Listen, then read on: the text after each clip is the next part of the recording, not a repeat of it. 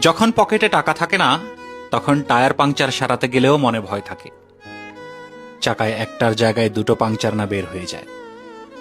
কারণ দ্বিতীয় পাংচার সারানোর মতো যথেষ্ট টাকা পকেটে নেই।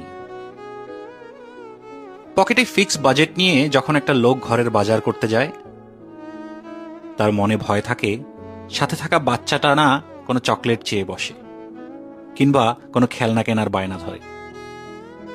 কারণ সাথে থাকা লিমিটেড টাকায় শুধুমাত্র চাল, ডাল, নুন, তেল কেনা সম্ভব। এদিকে যখন মানুষের প্রয়োজন ফুলফিল হচ্ছে না টাকার অভাবে, অন্যদিকে আমরা শুধু এই ভেবে দুঃখী হই যে আমাদের অনেক স্বপ্ন পূরণ হচ্ছে না। মনে রাখবেন, যেটা আমাদের কাছে আছে এটাও অনেক মানুষের স্বপ্ন। তাই যেটা আপনার কাছে আছে ওটার জন্য আল্লাহর দরবারে শুকরিয়া করেন। মোনাজাতে কমপ্লেইন না করে শুধু বলেন, শুকর আলহামদুলিল্লাহ, আল্লাহ আপনি আমাকে যা দিয়েছেন আমি সন্তুষ্ট।